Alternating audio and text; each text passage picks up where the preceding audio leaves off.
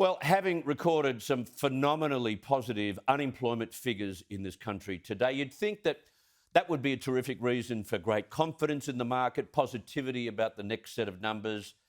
But it's been a very tempered response today because although the number has dropped to a 13-year low of 4.2%, unheard of, this only takes in the first 2 weeks of December. The next set of numbers, which will include the devastating impact of vast Omicron infections and the mass isolation of workers, won't be anywhere near as cheery. But today's figure is the best since 2008. It is regarded by most economists as the full employment mark. And we've seen almost 65,000 new jobs, with 50% of them in that youth demographic. I caught up with the Treasurer, Mr Frydenberg, this afternoon and asked him what figures from today's numbers he was most pleased with.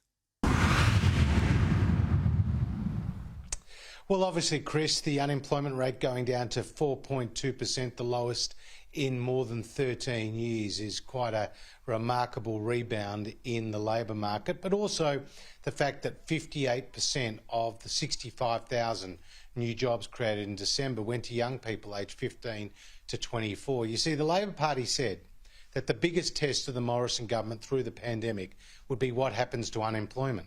And the unemployment rate today is at 4.2%, and under Labor, when they last left office, was 5.7%. Underemployment, youth unemployment, are all lower today than they were when Labor left office. There are 1 million more women in work today than when Labor was last in office. So when it comes to creating jobs, the Morrison government, the coalition, have achieved something very, very positive for Australia.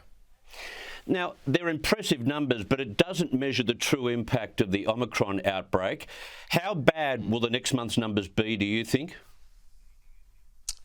Well, obviously, the Omicron outbreak has impacted on confidence, it's impacted on spending, but I'm also comforted by the fact that the fundamentals of the economy are strong, not just in the labour market, but when we see the business investment numbers, when we see the strong pipeline of housing construction, and we see that Australia's maintained its AAA credit rating. And we do know from the banks and the other regulators that both households and businesses have accumulated more than $300 billion on their balance sheets that was not there at the start of the pandemic, Chris. That money will be spent over time as the restrictions ease and people get about their daily lives. So yes, Omicron has had an impact, but I'm also encouraged by the overall strength and resilience of the economy.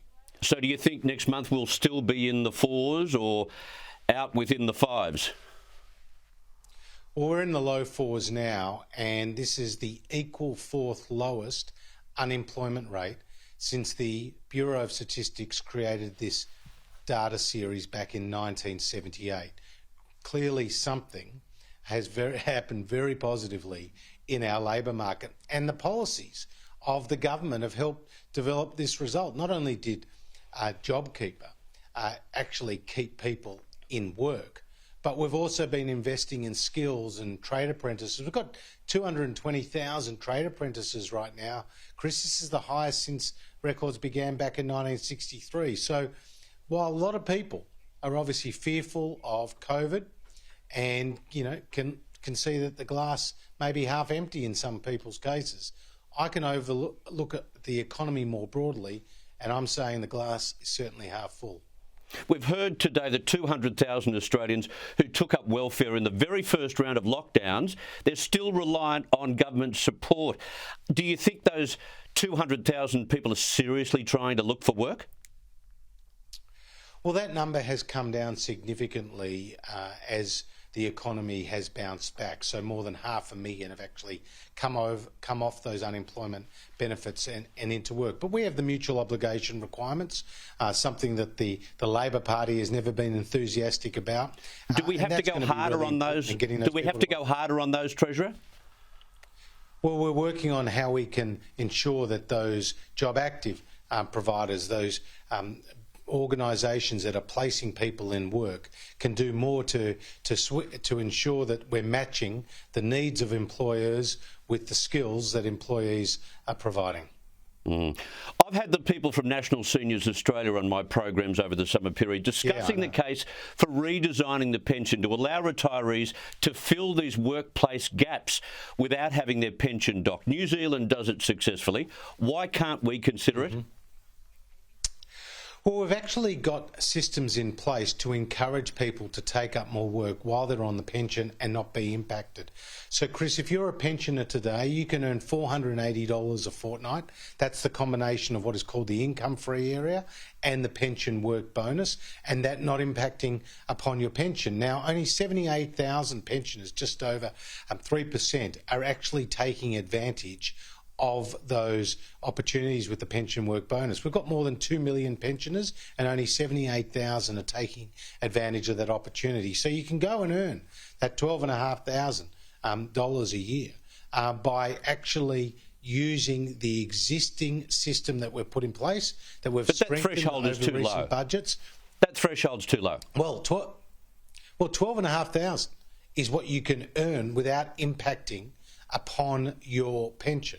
The combination of the income-free area, which is $180, and the pension work bonus, which is $300 a fortnight. Now, we lifted that from $250 to $300 in recent budgets. So we've actually taken steps. So my message to the pensioners and the other seniors watching your program is there is a really good opportunity for you to go out and work today without impacting upon your pension. Please take advantage of it because that's what it's designed to do. I want to go back to this almost self-inflicted lockdown we're facing at the moment. I noticed that some of the state governments are continuing payments for those who can't get back to the workplace because of COVID. Will you be considering any kind of payment for businesses to prop them up during what is, as I say, a self-inflicted, self-imposed lockdown of sorts? Well, I certainly understand that some businesses are doing it tough, particularly those in the hospitality sector, those in the tourism and the travel industries that were impacted by the disruption to the summer period. But I also know that we've got measures in place that are designed to help both businesses and workers. So with workers, we've got the pandemic leave payment that we pick up the bill of up to $750 a week. Then we've also got what is called the loss carry back measure, Chris. So if you're a business that incurs a loss today, you can go to the tax office and actually get a cash refund based on the taxes that you previously paid. We've also got a small and medium-sized business enterprise loan scheme where you can go and get a loan of up to $5 million, and we've partnered with a lot of the financial providers to do that. So we're working in a number of areas to provide support. The states also have a role here, and New South Wales and Victoria have already announced some changes around the rental arrangements so that commercial tenants who are doing it tough through Omicron can get some relief, and we'd welcome that, and other initiatives that state governments may undertake. But we have already deployed, Chris, $300 billion. The vast bulk of the spending through this crisis has come from the coalition government, and it has seen the unemployment rate today come to 4.2%. And we do know that Australia is in a very strong position compared to the rest of the world, whether it's around the vaccination rates, whether it's the lower mortality rate here compared to other countries, and of course our strong economic recovery shown very clearly today in the unemployment rate falling to 4.2%. Well done on today's figures. Thank you very much for your time. Always a pleasure, Chris.